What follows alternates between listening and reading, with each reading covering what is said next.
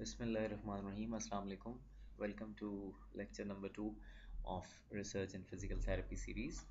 I am Sayyid Ali Hussain, and today we are going to discuss in detail uh, different types of research and how they are conducted and the whole research process in a very easy way.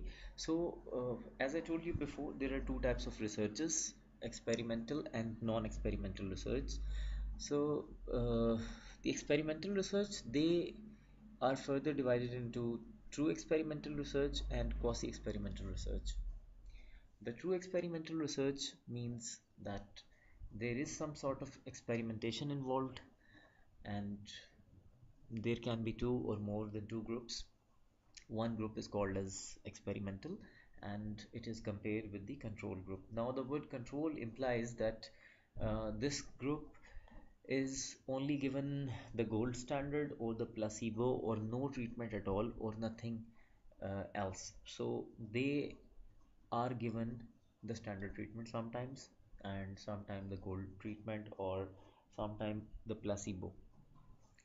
And this type of research is possible only in the laboratories, and it is most difficult type of research that one person can conduct. And in these experimental researches, there is usually one independent and one dependent variable.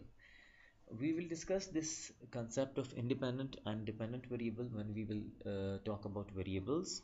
Now, talking about the quasi-experimental researches, uh, they compare two groups, group A versus group B. They have an experimental group and they have a quasi-experimental group or quasi-control group, which means that there is not the full control.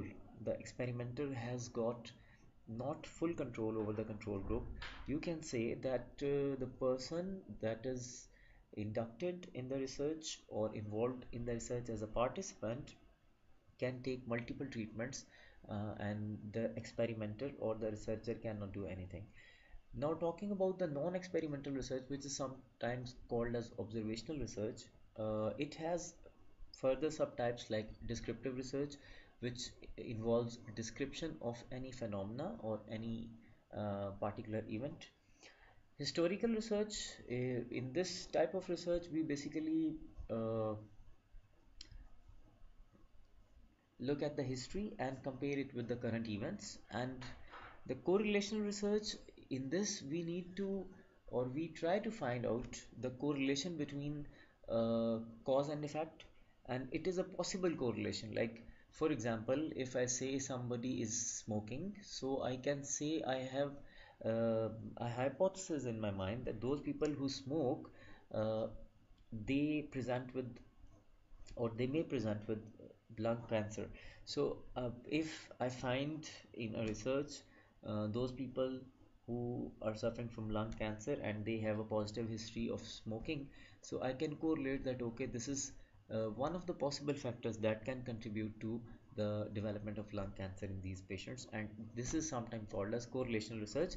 And evaluation research, it is conducted to evaluate the effectiveness of a treatment or any therapy or any drug. Now, the main difference between the experimental and non-experimental research is that in experimental research, the researcher is going to administer some sort of treatment, whereas in non-experimental studies, the experimental does not have to give any treatment. He or she just observes the phenomena, and it's just like survey that you collect information and you don't intervene anything. And lastly, there can be studies which is called as qualitative and quantitative researches. Right now we can only discuss that qualitative researches are those researches which are concerned with qualitative phenomena. Basically, the qualitative phenomena are those phenomena which cannot be expressed in numerical forms. For example, if I say I want to measure the degree of honesty, so honesty cannot be measured, and same like if I want to measure the degree of hate and measure the degree of trustworthiness. So researches like these researches, for example, psychosocial researches, satisfaction researches, you cannot give any number, for satisfaction or psychological analysis. So these type of researches in which there is the data that is involved is qualitative, and you cannot assign any numerical value to them, uh, though you can assign it, but those numerical values are tentative, they are not true values. And lastly are the quantitative researches. For example, any research that might include weight or height or anything that can be measured or recorded in numeric form, and that form does not change from one place to another, or you can say that those units are standard, so they are considered to be as quantitative researches. And here you can see the differences between experimental and observational studies. In an experiment, the experimenter determines the effect of treatment on experimental units or subjects. In observational studies, we simply observe the events that happen, and an observational study is often useful for identifying possible cause of effect. Now, at the graduation level, it is preferred, or if you are conducting a research for the very first time, it is always advisable to conduct your first research that is observational, that is non-experimental, because these are easy to conduct and they require less technical knowledge, less sophistication, and they are not very lengthy in terms of time and in terms of cost effectiveness. Whereas the experimental studies, they are difficult to conduct, and we'll talk about more and more on these things in the later sections.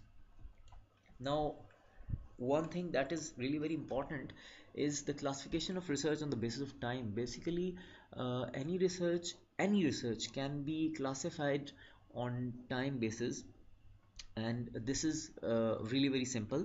There can be a research which is called as cross-sectional research. Now, cross-sectional research simply means that you are taking a cross section of time. Now, what does this mean? This means that, for example, if I go to the ward and if I uh, take the blood pressure of all the patients lying on the beds during that time, and I just do this measurement once, this is cross sectional. Like, the experimenter is taking measurements at any particular time, and he or she does not repeat this measurement again. And the main disadvantage of this type of study is that you cannot examine the change. Now, talking about the longitudinal research, longitudinal means that you have to measure, and you have to measure the measurements, or take the measurements again and again, uh, quite often, more than 2 or 3 times, and they are further divided into time series, cohort, panel, and follow-up. So I'll not go into details, you can have a look. I'll stay at this point so you can uh, read it out, or even you can pause this just to have a good look at this. And this is the follow-up.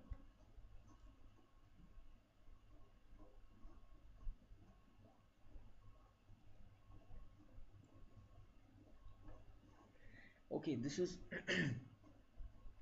important. The whole research process is divided into these 4 steps, and we discussed it in lecture 1, that you need to select a broad problem area, then you need to have a review of literature to identify the problem and to identify the research gap, and defining the theoretical framework, which is really very important, and formulating research hypotheses and objectives. So the whole of this process is divided into phases. So this was phase 1 basically, and the phase 2 is planning and design phase. In this, you select a research or study design, that what type of study you want to conduct, either experimental or non-experimental, observational, correlational, descriptive, cross-sectional, longitudinal, or whatever. Then you identify the population.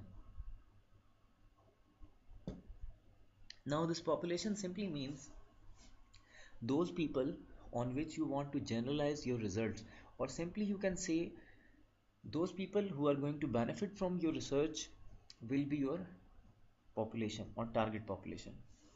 Then, designing a sampling plan, as I discussed, in the lecture one or previously that there are different softwares, online tools available to calculate the sample. It's very easy. You can watch my videos and find the answer to that. And then methods to measure the variable.